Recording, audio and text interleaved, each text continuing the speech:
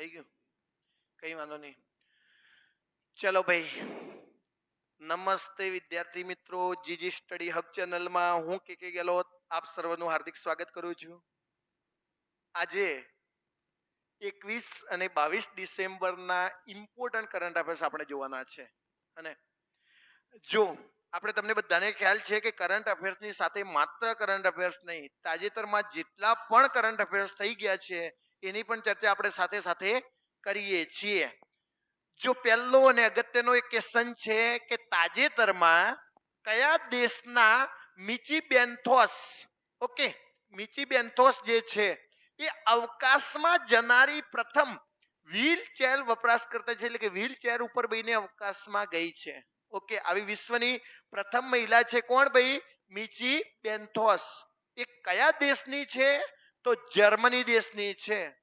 ઘણા તો એમ કે અહીંયા કે વ્હીલચેર ઉપર બેસીને ફરો કે અવકાશમાં જઈને શું ફરવું છે કે અમારા હાજા પગ છે અમને જવા દો કે હે. જર્મન એરોસ્પેસ એન્જિનિયરની મિચી બેન્થોસ વ્હીલચેરના અવકાશમાં મુસાફરી કરનાર પ્રથમ વ્યક્તિ બની છે. બ્લુ ઓરિજિનલના ન્યૂ શેપર્ડ રોકેટ. ઓકે, આમ જો તમને એમ કે સાહેબ આ રોકેટ ને મોકેટ, મેં કીધું જો ભારતનું કોઈ હોત તો રોકેટે પૂછે અને ક્યાંથી ઉપડી છે ને એ પૂછે, પણ આ વિશ્વનું છે એટલા માટે કયા દેશની છે એવો પ્રશ્ન પૂછી શકાય.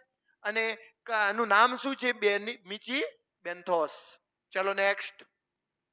તાજેતરમાં કયા દેશે વિશ્વમાં પ્રથમ વાયરલેસ રેલ કાફલાનું પરીક્ષણ કર્યું છે? તો આવું કારનામાં કોણ કરી શકે?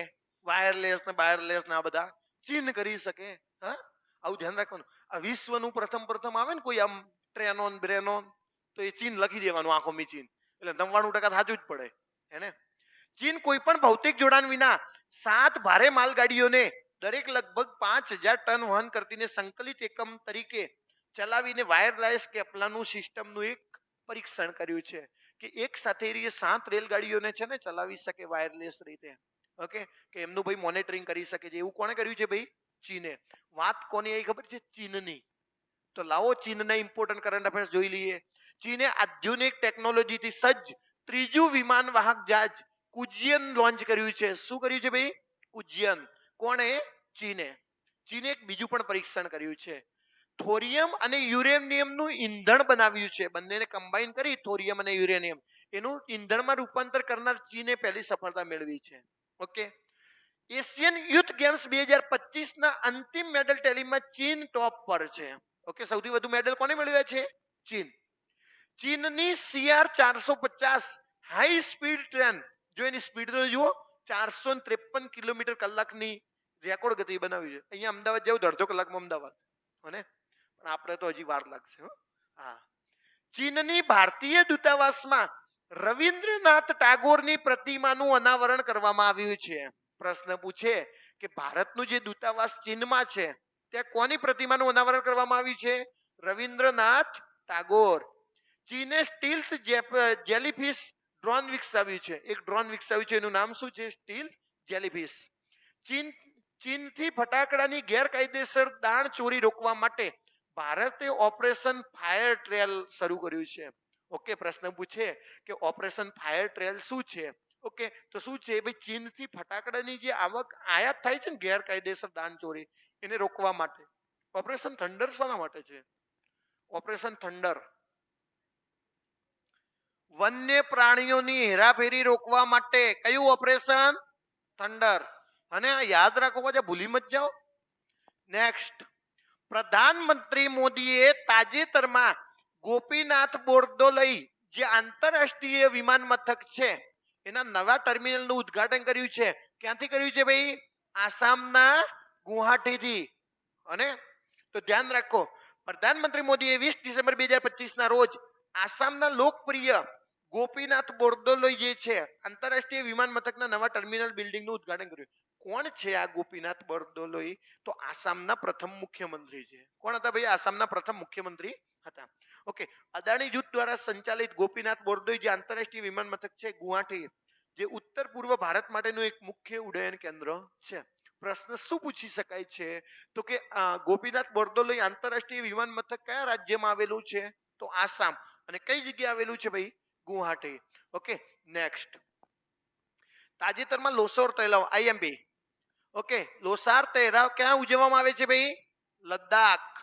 ઓકે, લોસાર તહેવાર કયા રાજ્યની અંદર ઉજવાય છે? તો કયું આવશે ભાઈ? લદ્દાખ. યુનિયન ટેરેટરી છે, કેન્દ્ર શાસિત પ્રદેશ.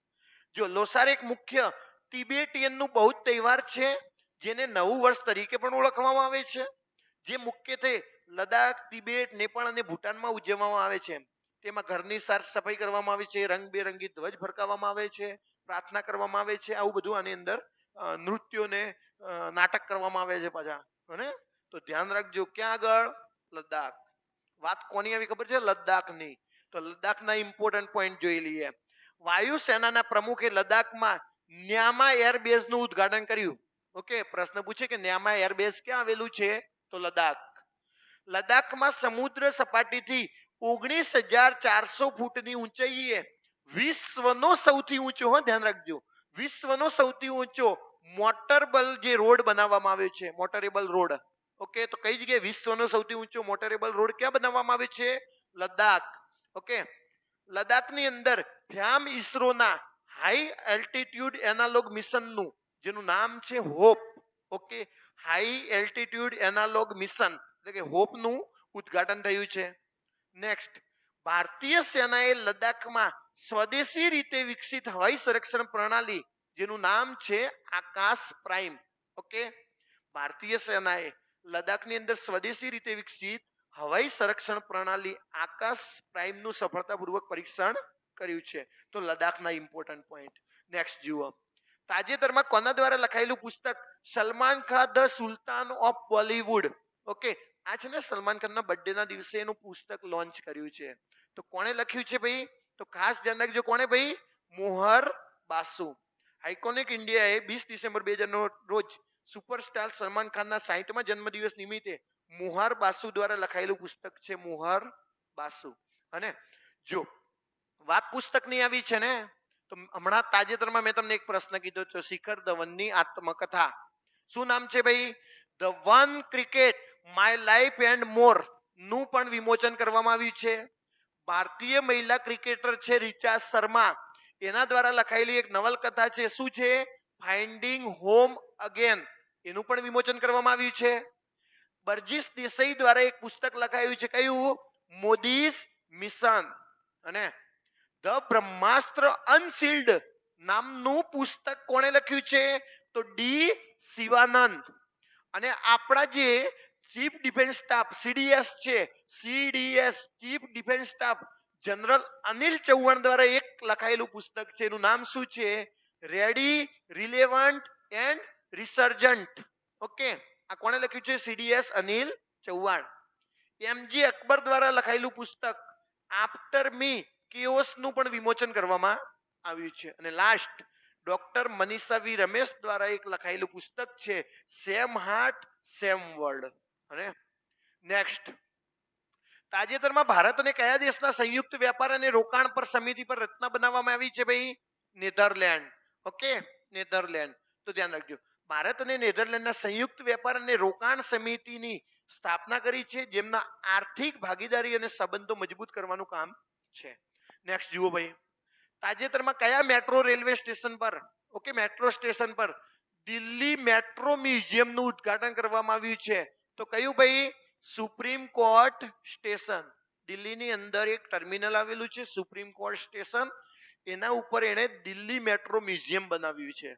ઓકે, તો આ ધ્યાન રાખજો, સુપ્રીમ કોર્ટ મેટ્રો સ્ટેશન ખાતે આવેલ દિલ્હી મેટ્રો મ્યુઝિયમ જાહેર જનતા માટે ખુલ્લું મૂકવામાં આવ્યું છે, જે દિલ્હી મેટ્રોની ઉત્ક્રાંતિનું એક પ્રદર્શન છે. નેક્સ્ટ જુઓ, તાજેતરમાં કયા દેશે ઔપચારિક રીતે ભારતને બ્રિક્સનું પ્રમુખ પદ સોંપ્યું છે? કોણે સોંપ્યું છે ભાઈ? Brazil. IMP most IMP question કે ભારતને બ્રિક્સનું જે આયોજન છે, ઓકે, પ્રમુખ પદ કોણે સોંપ્યું છે? બ્રાઝિલ. ડિસેમ્બર 2025માં બ્રાઝિલે ઔપચારિક રીતે ભારતને બ્રિક્સના અધ્યક્ષ પદ સોંપ્યું છે, અને 2026માં ભારત બ્રિક્સનું નેતૃત્વ કરશે. પ્રશ્ન પૂછાય કે બ્રિક્સ 2026નું આયોજન ક્યાં કરવામાં આવ્યું છે? તો ભારતની અંદર. આ ટ્રાન્સફર 12 ડિસેમ્બર 2025ના રોજ ચોથી બ્રિક્સ શેરપા બેઠકની અંદર સમાપનની અંદર આ કામ કરવામાં આવ્યું છે, એટલે નિર્ણય લેવાયો છે. અને લાસ્ટ કે ભાઈ બ્રાઝિલની વાત છે તો બ્રાઝિલની રાજધાની કઈ ભાઈ? બ્રાઝિલિયા. અને એનું ચલણ કયું છે? રિયલ. પ્રમુખ કોણ છે બ્રાઝિલના? લુલા દા સિલ્વા. અને 17મા નંબરનું બ્રિક્સ સંમેલન ક્યાં યોજાયું હતું ભાઈ? રિયો ડી જાનેરા એટલે કે બ્રાઝિલમાં. અને ભારતની અંદર કયા નંબરનું હશે? 18મા નંબરનું. તો જુઓ ભાઈ, આપણે ઇમ્પોર્ટન્ટ કરંટ અફેર્સની ચર્ચા આજના લેક્ચરમાં કરી છે. તમારું કામ શું છે? Like, share, subscribe. અને પીડીએફ જોતી હોય તો ક્યાં જવાનું? ટેલિગ્રામમાં આવશે. શ્રદ્ધા રાખો. બંધ કરો ભાઈ. રવિ ક્યાં ગયો? ઓકે, ક્યાં ગયો રવિ? ઉભો થા ભાઈ, બંધ કરી દે.